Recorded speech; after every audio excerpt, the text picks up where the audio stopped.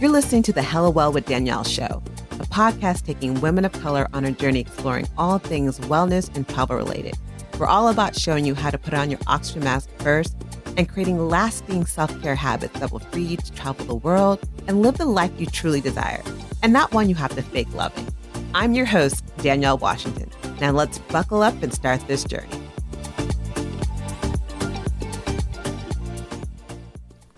Hey y'all, welcome to another episode of the Hella Well with Danielle podcast, your weekly mental vacation for busy women who just need a moment to pause, breathe in, woosah. I'm your host, Danielle Washington, and today we are simmering up a special blend of ideals. It's all about concocting your own unique wellness gumbo. Because I like me some food, we're going to be mixing up some analogies of some food today.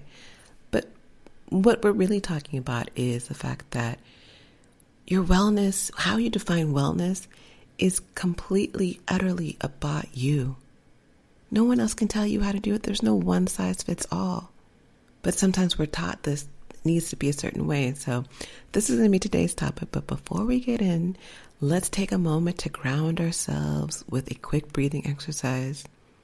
This little ritual will do a little bit to help clear our minds and open our hearts to the conversation we're going to be having today. So wherever you are, find a comfortable position. Gently close your eyes if you have the chance to do so safely.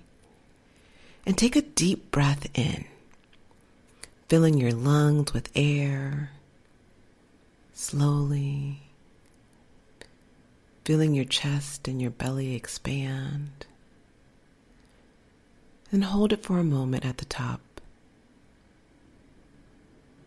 And now release. Let the air cascade out like a wave receding back into the ocean. And one more time, inhale deeply, drawing in peace and clarity. Hold. And as you exhale slowly, let go of any preconceived notions about wellness should be. And then gently open your eyes, because we're about to start cooking. In today's world, I kind of get annoyed. And as a person who's in the wellness industry, I find it really a huge part of my responsibility to not fall into these things, because we're often fed a standardized version or standardized recipe of what wellness is. Social media influencers and health gurus will serve up this one-size-fits-all solution, claiming that, oh, I have the secret to living well, follow me, listen to exactly what I did because this worked for me, it's going to work for you. But here's the thing. We're not all following the same recipe, and nor should we be. Think about it like a gumbo. Like I said earlier, I like me some food. So we're going to use analogy. If you don't know gumbo, pause this and look it up. A little questioning if you don't know gumbo, but I'm going to let it go. But think about your wellness like gumbo. For some, it's all about adding the shrimp. Some people like to add chicken. I don't understand why people add chicken to gumbo because that don't even make sense. And then let's not forget those who, the whole debate about okra. Some people like okra, some people don't. Some people like andouille sausage, or they put other things in it. And some people just want a vegan gumbo. The point is behind this is that everyone's gumbo is different. Even if you use the same ingredients, it don't taste the same. Like my dad's gumbo, which he got a recipe from my grandmother. When I have a gumbo from another relative, I'm like, this don't taste the same. That's cute, but this ain't the recipe that I was raised on. And everyone has their own unique tastes and needs and nutritional requirements. And in the same way, our wellness plan, our personal recipe for living well, should be tailored just to us. It's about finding your own blend of physical, mental, emotional, spiritual, vocational practices that nourish you. There's different elements to living well and having a life of living hella well.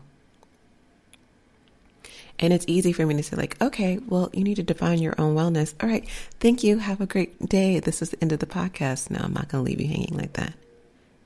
Sometimes it's not always easy to start figuring out, well, how do I define what wellness means to me? And it's like being in the kitchen with all the different ingredients you can imagine. Where do you start? What ingredient do you put in? You have this array of options and you don't always know where to go. So here are some steps to help you figure that out. I'm not saying this is a perfect step, but this is an option if you are at the place where I don't know where to begin. First, grab a journal or piece of paper or your notes section on your phone, and this is going to be your recipe book. Now let's brainstorm together, like write down activities that make you feel good. Those that leave you feeling energized, feeling joy, feeling calm, feeling centered. It could be anything from a 5-minute morning stretch to a weekly call with a girlfriend that leaves you always laughing. It could be going for a walk. It could be going on a vacation. It could be just sitting down in quietness and not doing a single thing. But whatever it is, write those things down.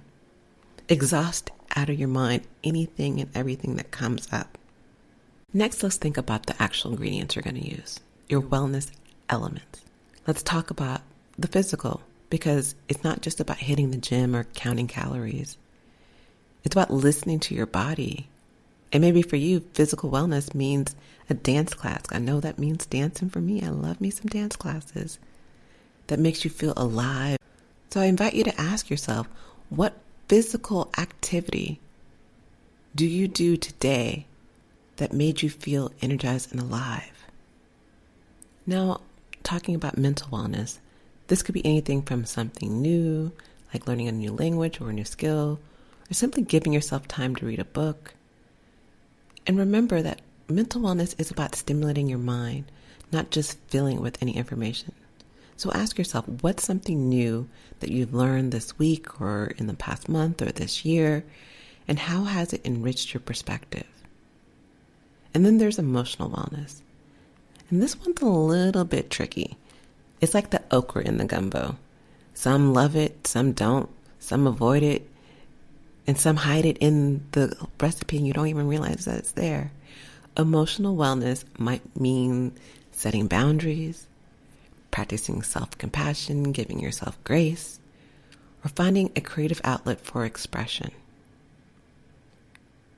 So the question that I invite you to think about in this situation is, reflect on moments this year when you felt a strong emotion.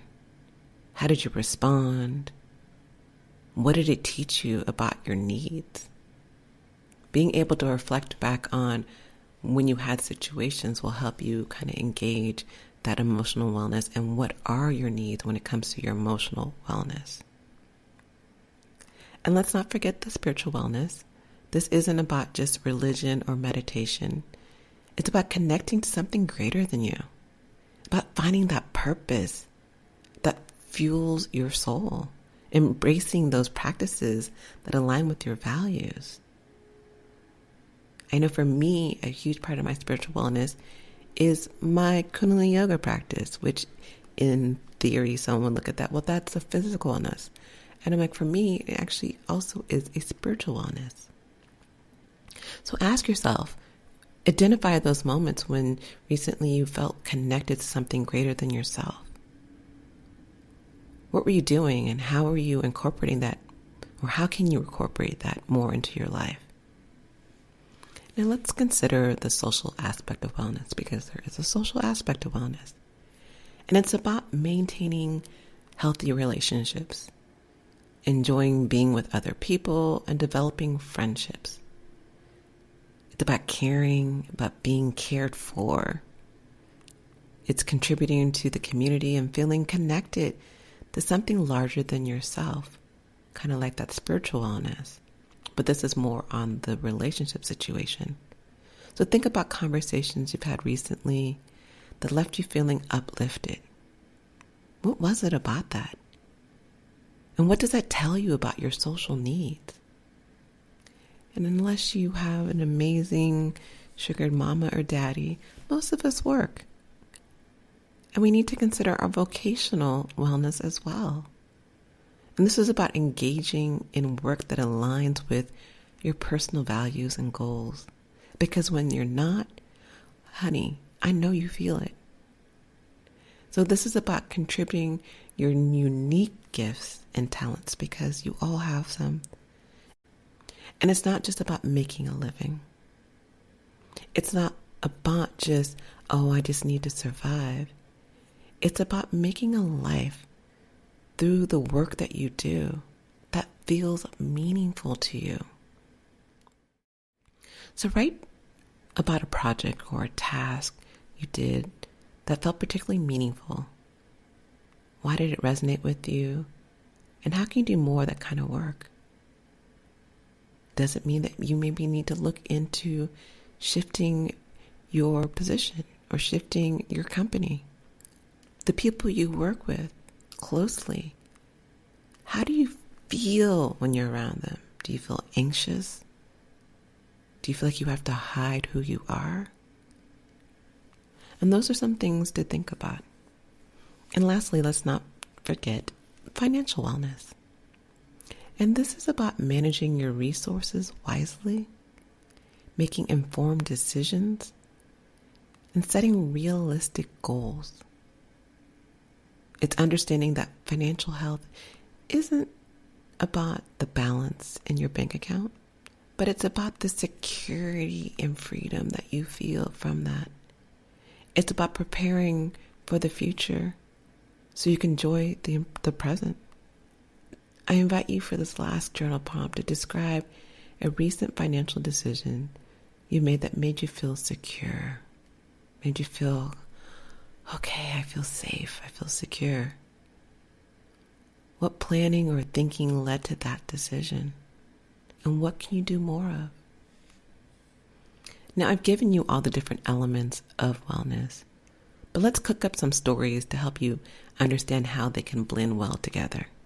So imagine there's Kayla. Everyone loves Kayla.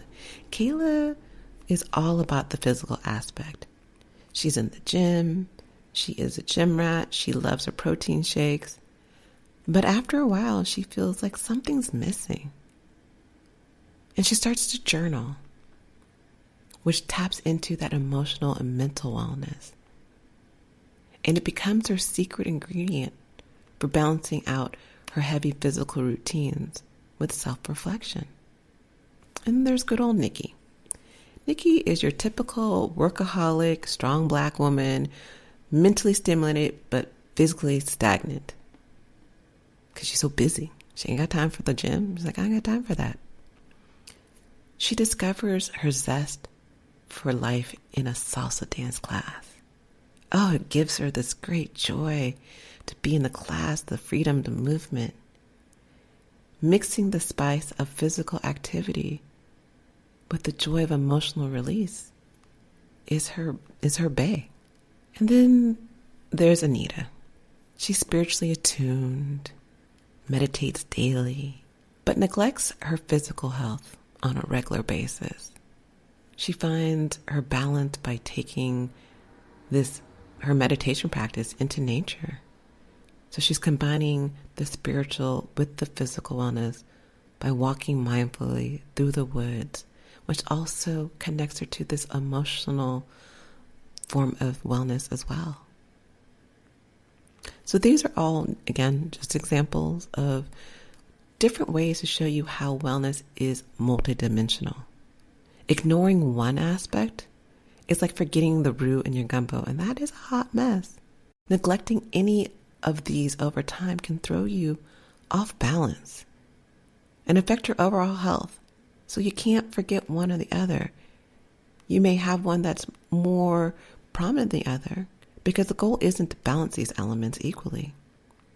It's to strive to find your own personal harmony that feels authentic to you.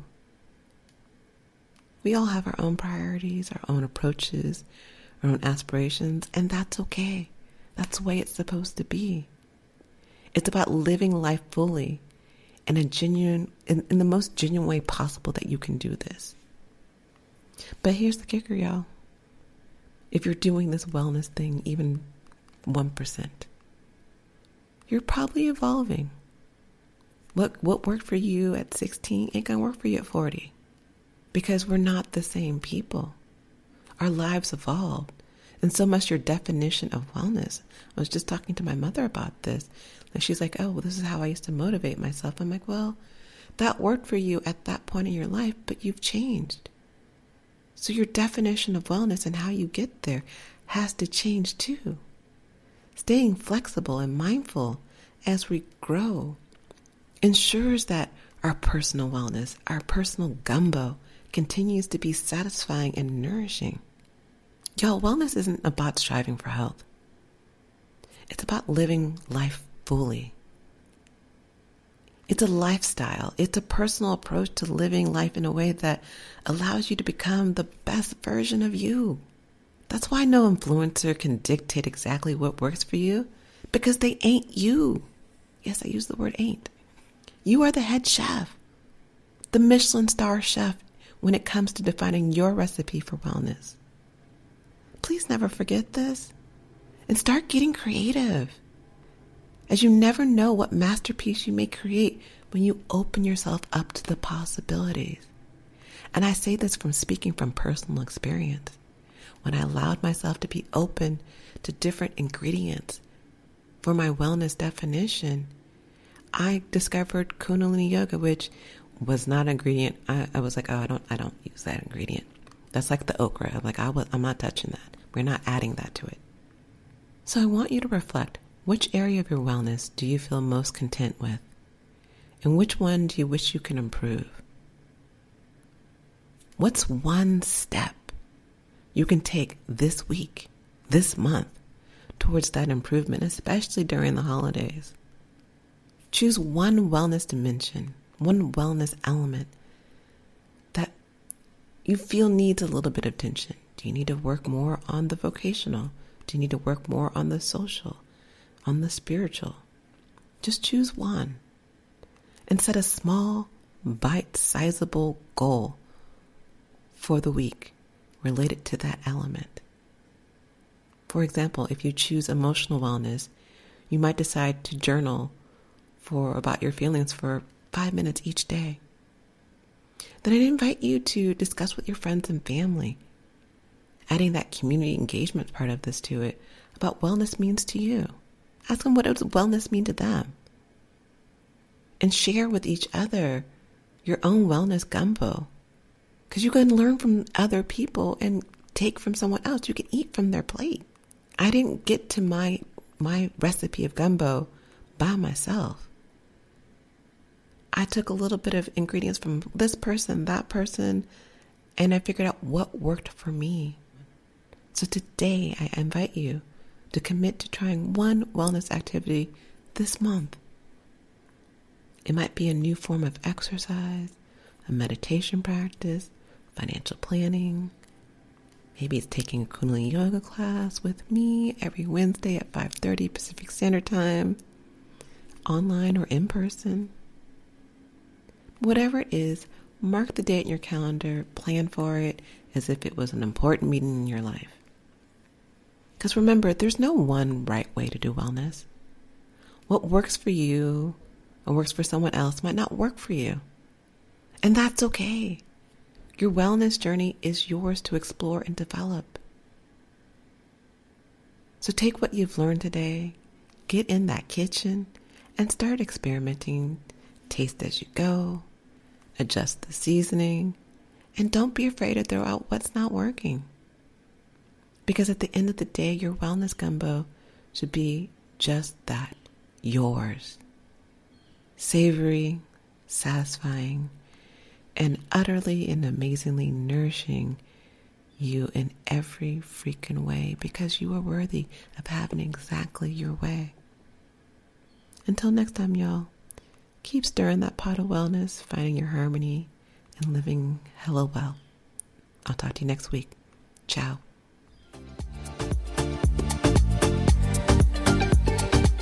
Thanks for joining us this week on the Hello Well with Danielle show. Make sure to visit our website, hellowellwithdanielle.com, where you can subscribe to our show on iTunes, Spotify, and Amazon Music and never miss an episode. Also, you can follow us on social media at Hello Well with Danielle on Facebook and Instagram, and Hello Well Danny on Twitter. And if you hella love the show and got some good nuggets out of it, know that I'm not too proud to ask for you to please leave a rating or review on iTunes so that we can continue to expand our reach and help other women of color. Again, thanks so much for listening, and I hope to see you next week. Ciao.